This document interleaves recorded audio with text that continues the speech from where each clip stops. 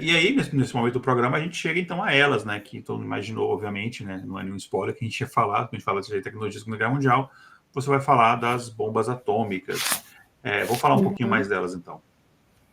Em 1945, as explosões de 2 bombas atômicas levaram à rendição do Japão e ao final a rendição do Japão no final da Segunda Guerra Mundial.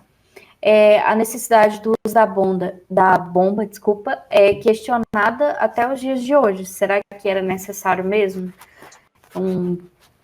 uma explosão tão forte, matar tantas pessoas?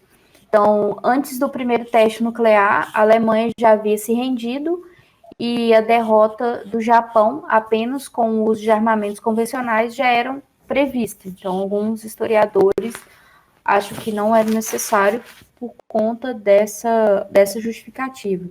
Então, entretanto, os Estados Unidos, para os Estados Unidos, a bomba, ela representou poder, né? Foi uma das coisas que a gente começou falando, que a guerra é uma disputa de poderes. Então, para os Estados Unidos, isso foi bom, né?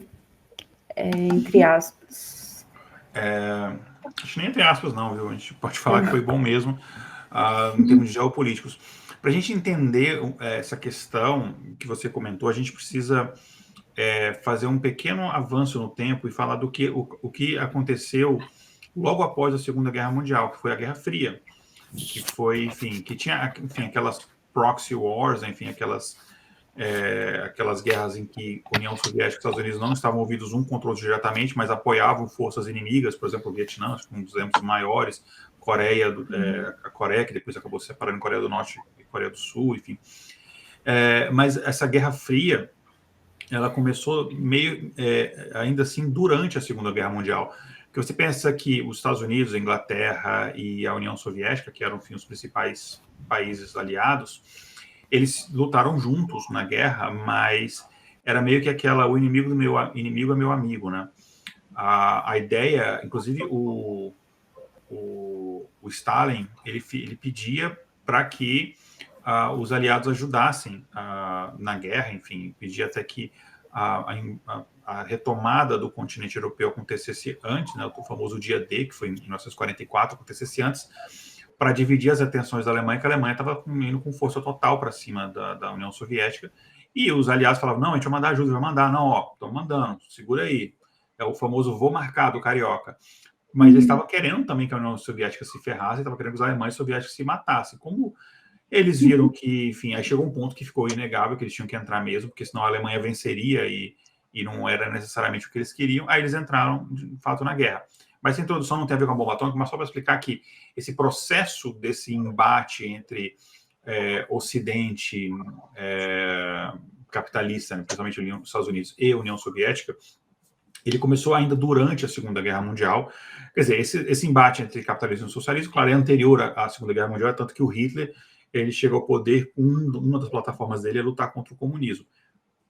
Mas o que a gente conhece como Guerra Fria, ela começou durante a Segunda Guerra Mundial, tanto que quando houve essa disputa para ver quem conseguiria chegar primeiro, invadir Berlim, fincar sua bandeira em Berlim, se era os Estados Unidos ou a União Soviética. Os soviéticos chegaram bem na frente, né? Que Hollywood dá a impressão que os Estados Unidos invadiram e venceram a guerra, mas na verdade quem mais lutou e venceu a guerra na frente europeia foram, de fato, os soviéticos. E a gente tinha frente da guerra na África, tinha da Europa, enfim, foi de fato uma guerra mundial, mas as duas principais frentes eram a frente do Pacífico, ali, principalmente envolvido contra o Japão, e a frente na Europa contra a Alemanha e, enfim, aliados da Itália, Áustria, etc. E o que isso tem a ver com a bomba atômica? Oi, pode falar, Tamires. Deixa eu só dar uma indicação. Você falou da Guerra Fria. Tem a série The Americans. Vocês já viram? Adorei essa série. E ela já encerrou, ela não foi cancelada. É uma série que, de fato, ela tem um final. Então, você pode assistir. É maravilhosa. Eu recomendo mesmo. Inclusive, ela me pegou no primeiro episódio já. Então, tem essa questão isso é fundamental, porque uma das coisas que a Tamires comentou é o seguinte: tem historiadores que eles acham que não seria necessária a bomba atômica para você vencer a guerra no Japão. A guerra na Europa, ela já tinha acabado, né? Que o Hitler se matou no dia 7 de maio de 45. Eu sei porque meu aniversário é 7 de maio, mas eu não nasci em 45, não sou tão velho, mas foi de 7 de maio. Dia 8 de maio, oficialmente, é quando foi assinada a rendição, é a data oficial do fim da guerra na Europa, mas a guerra no Japão estava continuando. É tanto que tem muitas séries assim que você vê, sei lá, Band of Brothers, você vê que o pessoal luta ali na Europa, a guerra acabou, eles são todos relocados para o Pacífico. E era uma guerra muito pesada, até porque tinha aquela característica do do japonês, ele lutar até a morte de fato, né? Então a guerra se estenderia, ela acabaria em favor dos aliados, mas ela se estenderia ainda talvez 1 ou 2 anos. Isso a gente pode afirmar com uma certa segurança. Mas, de fato, não seria necessário você estourar as bombas.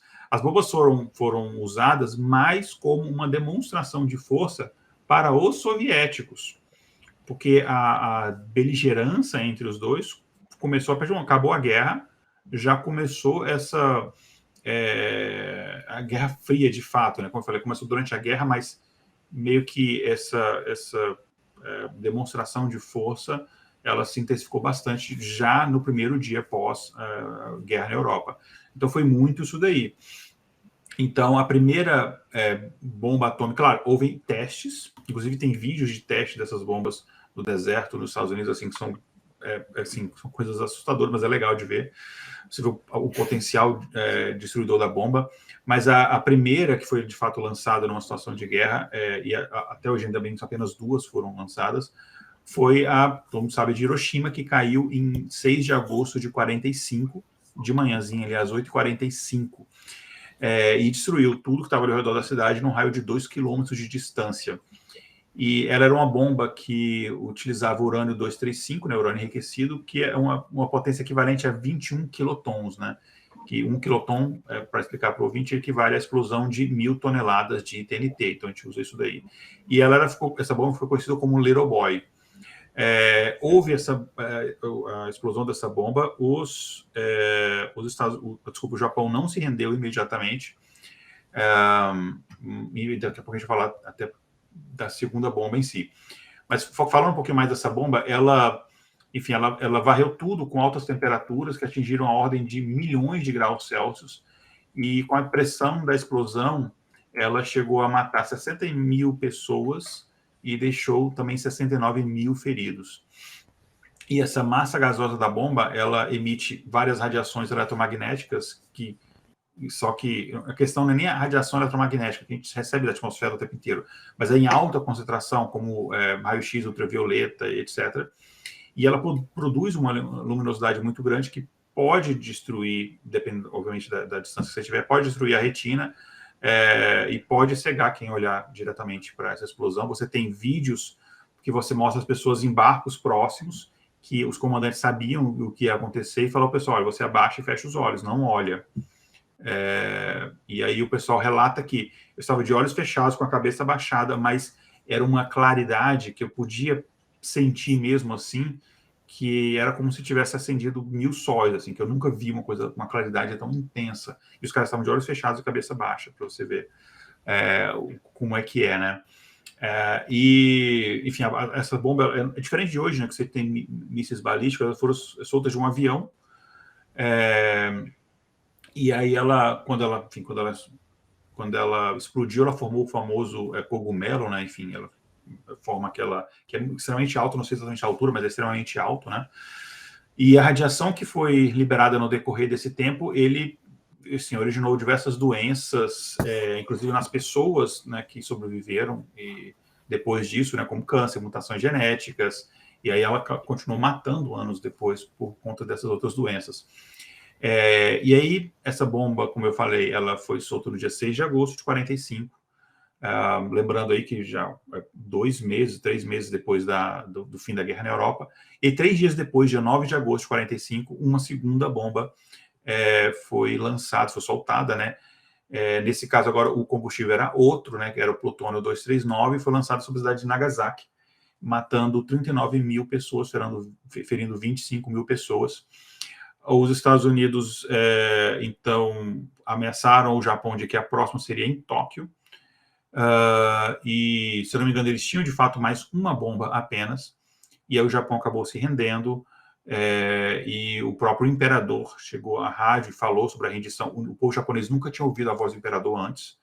E a primeira vez que ouviram foram isso. Eles queriam causar essa humilhação mesmo no povo japonês. E uma história que a gente ficou sabendo muitos anos depois é que eu vou tentar lembrar o nome do general que comandava as forças, que depois virou Eisenhower. O Eisenhower, que era o chefe das forças aliadas, né, o chefe militar das forças, né, que era o chefe do exército americano e tal, que coordenava as ações dos aliados, que depois se tornou presidente americano, alguns anos depois.